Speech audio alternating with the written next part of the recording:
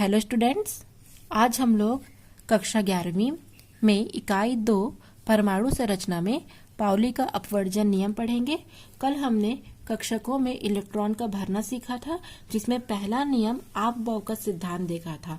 आज हम लोग उसी में आगे बढ़ेंगे और दूसरा नियम पाउली का अपवर्जन नियम, जिसे पाउलीज एक्सक्लूशन प्रिंसिपल कहते हैं, उसके बारे में पढ़ेंगे। तो चलिए स्टार्ट करते हैं। इसका अध्ययन सर्वप्रथम 1925 में जर्मन भौतिक वैज्ञानिक वोल्फगैंग पाउली ने किया था। ठीक है, एक जर्मनी भौतिक वैज्ञानिक है जिसका नाम पाउली है या वुल्फगैंग पाउली है। उन्होंने 1925 में सबसे पहले पाउली का अपवर्जन नियम का अध्ययन किया था, जिसे उन्हीं के नाम पर पाउली का नियम या पाउली का अपवर्जन नियम कहा जाता है। तो यह नियम क्या बताता है कि किसी भी परमाणु के किन्हीं भी दो इलेक्ट्रॉनों की चारों क्वांटम संख्याएं कभी भी समान नहीं होती हैं। उनमें से कोई एक क्वांटम संख्या अवश्य ही भिन्न होगी। अर्थात यदि 3 क्वांटम संख्याएं n, l, m के मान समान हैं, तो चौथी क्वांटम संख्या s अवश्य ही भिन्न होगी। ठीक है, ये क्या है? नियम है। अब इस नियम को हम एग्जाम्पल के थ्रू समझते हैं। हमें पता है कि नाभिक के चारों ओर क्या करते हैं? इलेक्ट्रॉन गति करते हैं। ठीक है, नाभिक के चारों ओर कक्षाओं में इलेक्ट्रॉन क्या करते हैं? घूमते रहते हैं। तो क्या होते हैं? वो उपकोष 4 प्रकार के होते हैं, S, P, D और F। ठीक है, तो इन उपकोषों में इलेक्ट्रॉन क्या करते हैं? चक्कर लगाते हैं। तो किसी भी उपकोष में, ठीक है, किसी भी उपकोष में अधिकतम 2 इलेक्ट्रॉन रह सकते हैं। ठीक है, जैसे S में 1 कक्षक होते हैं, P में 3 कक्षक होते हैं, D में 5 कक्षक होते हैं और F में 7 कक्षक होते हैं। तो अधिकतम एक कक्षक में 2 ही इलेक्ट्रॉन पाए जाते हैं, ये हमें पता है। तो जो परमाणु होता है, उनमें जो पाए जाने वाले इलेक्ट्रॉन हैं, ठीक है, उनमें जो 2 इलेक्ट्रॉन हैं, उनकी चारों क्वांटम संख्या अर्थात n, l, m और s चारों के मान कभी भी हमको एक समान प्राप्त नहीं होंगे। यदि n, l और m तीनों के मान समान हैं, तो अवश्य ही जो s है उसके मान क्या होंगे? भिन्न होंगे। ठीक है, तो इसे हम एक एग्जाम्पल से समझेंगे। इतना आप लोग को क्लियर हो गया होगा। ठीक है, तो चलिए इसका एग्जाम्पल देखते हैं। हीलियम। हीलियम का परमाणु क्रमांक होता है 2। ठीक है, तो 1s2।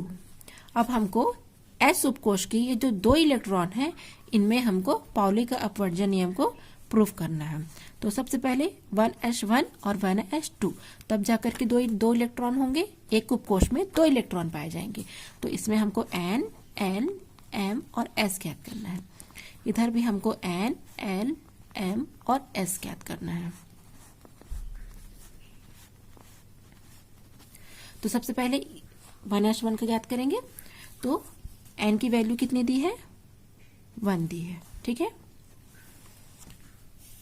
अब l की वैल्यू ज्ञात करने के लिए हम क्या करेंगे? l की वैल्यू हम क्या करेंगे? यहां से देखेंगे तो हमको पता होना चाहिए, ये मान आपको याद करना है। ठीक है, 0, 1, 2, 3। तो s की वैल्यू यहाँ पर हम क्या देखें? 0। तो यहाँ पर 0 रख देना है। m की वैल्यू, क्योंकि s में s जो कक्षक होते हैं उसमें क्या होते हैं? 0 रखा गया है। तो यहाँ पर 1 इलेक्ट्रॉन है, तो इस प्रकार से होगा। 1 इलेक्ट्रॉन है तो जब m की वैल्यू 0 है, तो l की वैल्यू भी क्या होगी? 0 ही होगी। अगर हम इसे, ठीक है, माइनस l से प्लस l तक देखेंगे m की वैल्यू, या 2l+1 करेंगे, तो यहाँ पर l की वैल्यू जब 0 रखेंगे तो क्या होगा? हमको लास्ट में 0 ही आंसर होगा। इसलिए जब कभी भी l की वैल्यू 0 आएगी तो m की वैल्यू भी ऑटोमेटिक 0 ही आएगी।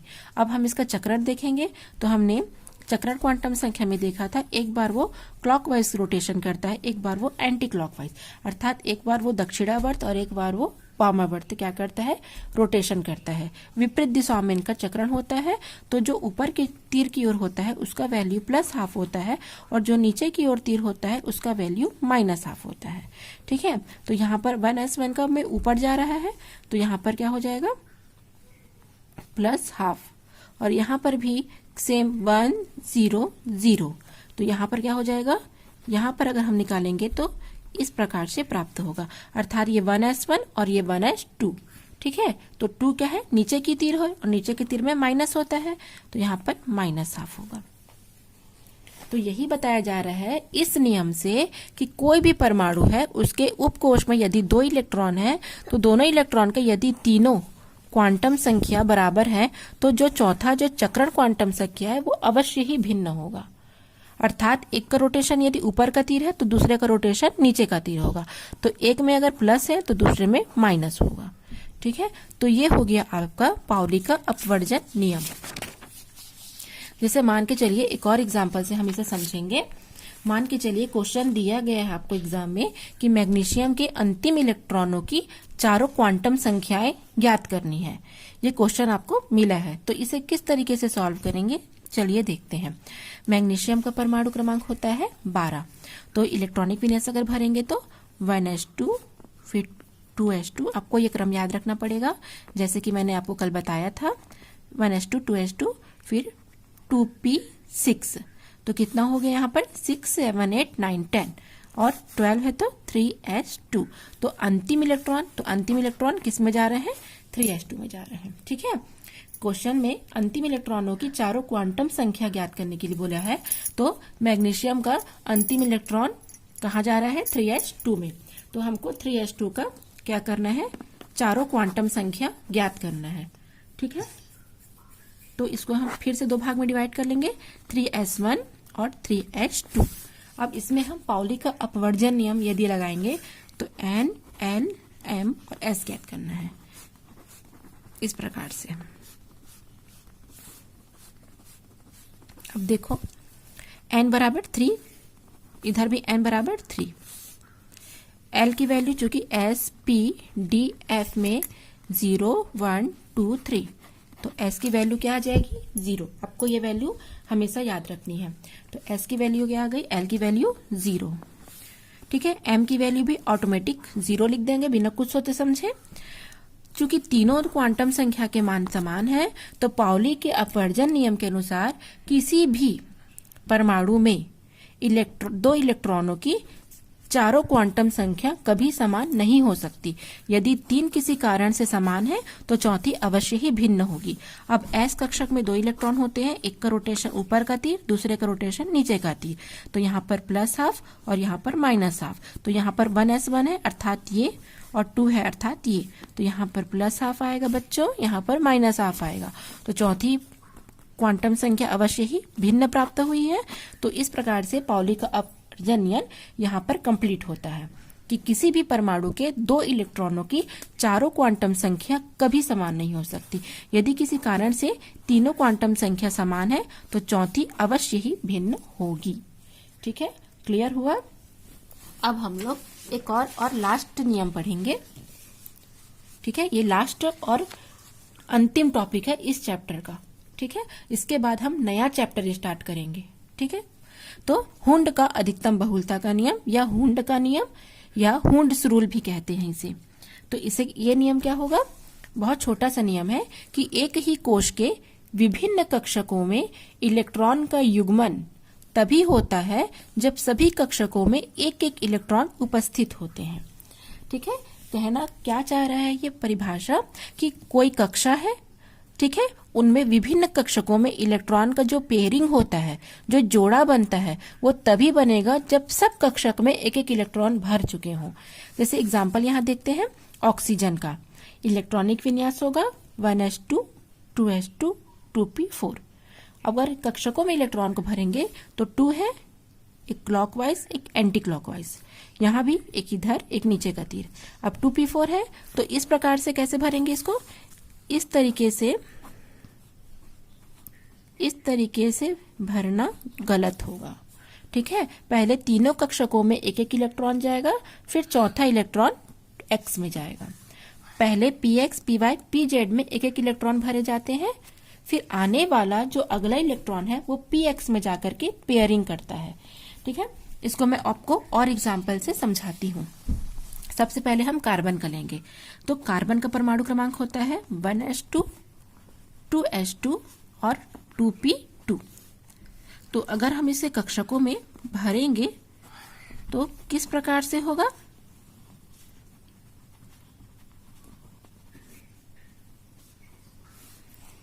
सबसे पहले 1s में 2 इलेक्ट्रॉन, क्योंकि 2 है। 2s में 2 इलेक्ट्रॉन, 2 है। अब कैसे होगा?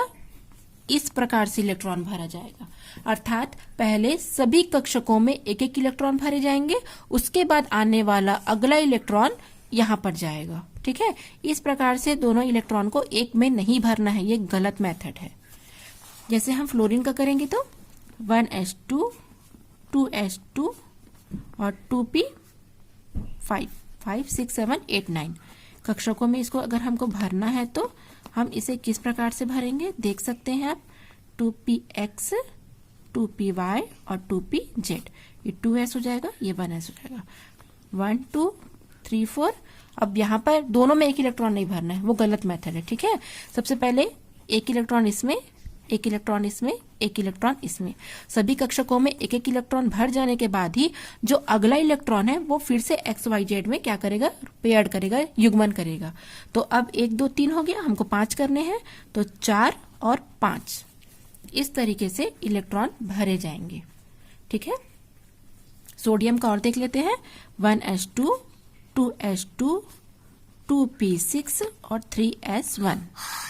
ठीक है, तो इसमें करेंगे 1s में 2 इलेक्ट्रॉन, 2s में 2 इलेक्ट्रॉन, p की बारी आएगी तो px, py, pz 6 इलेक्ट्रॉन है, तो 6 इलेक्ट्रॉन का भराव करना है। तो कैसे करेंगे? पहले तीनों कक्षकों में एक एक इलेक्ट्रॉन, आने वाला चौथा इलेक्ट्रॉन फिर से px, फिर से py और फिर से pz, अर्थात पहले तीनों ऊपर का तीर निशान, फिर तीनों नीचे का तीर निशान, अर्थात प्रत्येक कक्षक में एक एक इलेक्ट्रॉन भरने के बाद ही चौथा इलेक्ट्रॉन फिर से px में जाएगा। ठीक है, और यहाँ पर ये 3s1। इस प्रकार से इलेक्ट्रॉनों का युग्मन किया जाता है। ठीक है, इसके बाद हमने कल इलेक्ट्रॉनिक विन्यास ज्ञात किया था। आज हम आयनों में इलेक्ट्रॉनिक विन्यास देखेंगे। ठीक है, कि किस प्रकार से धन आयन और किस प्रकार से ऋण आयनों में इलेक्ट्रॉनिक विन्यास किया जाता है। धन आयनों में हम एग्जाम्पल ले लेते हैं सोडियम का। ठीक है, सोडियम का परमाणु क्रमांक 11। तो इलेक्ट्रॉनिक विन्यास यदि हम भरेंगे तो क्या हो जाएगा?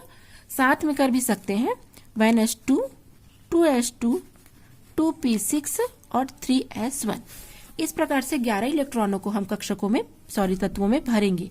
हमको पता है सोडियम 1 इलेक्ट्रॉन का त्याग करके धन आयन बनाता है, तो अब क्या हो जाएगा? 10 हो जाएगा। तो अब इलेक्ट्रॉनिक विन्यास क्या होगा? 1s2, 2s2, 2p6 इस प्रकार से ज्ञात करेंगे। ठीक है, जैसे एल्यूमिनियम का हमको ज्ञात करना है, कितना होगा? 13। ठीक है, तो अगर हम इसको आयन के रूप में नहीं लेंगे तो 1s2, 2s2, 2p6, 3s2, 3p1 ये हो जाएगा। ठीक है, अब हमको एल्यूमिनियम में 3+ आयन लगते हैं पता है, तो अब कितना हो जाएगा? ये फिर से 10 हो जाएगा। अब क्या हो जाएगा? कम करना है, अर्थात प्लस में इलेक्ट्रॉनिक विन्यास कम करना है। इस प्रकार से धन आयनों में इलेक्ट्रॉनिक विन्यास ज्ञात करेंगे। ऋण आयनों में कैसे करेंगे? एग्जाम्पल लेते हैं हम ऑक्सीजन का। ठीक है, ऑक्सीजन का परमाणु क्रमांक लिखेंगे तो 1s2, 2s2 और 2p4। हमको पता है ऑक्सीजन में ऋणात्मक आयन लगते हैं, कितने? 2 ऋणात्मक। तो अब 8 से क्या हो गए? ये 10 हो गए। अर्थात जब भी आपको इलेक्ट्रॉनिक विन्यास ज्ञात करने के लिए एग्जाम में पूछा जाएगा, अगर आपको धन आयनों का देंगे तो आपको इलेक्ट्रॉन कम करने हैं, और ऋण आयन देंगे तो आपको इलेक्ट्रॉन बढ़ाने हैं। इसका भी कारण है क्योंकि धन आयन क्या करता है? इलेक्ट्रॉन दाता होता है, इलेक्ट्रॉन प्रदान करता है, इसलिए इलेक्ट्रॉन दे करके वो अपनी संख्या कम कर लेता है।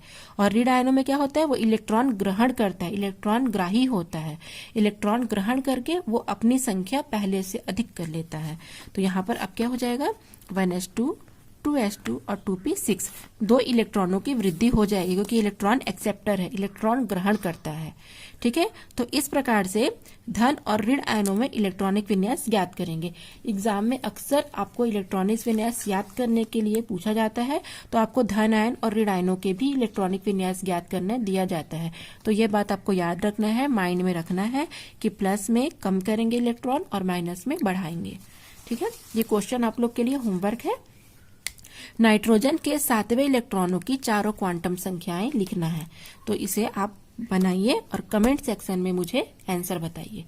Thanks for watching.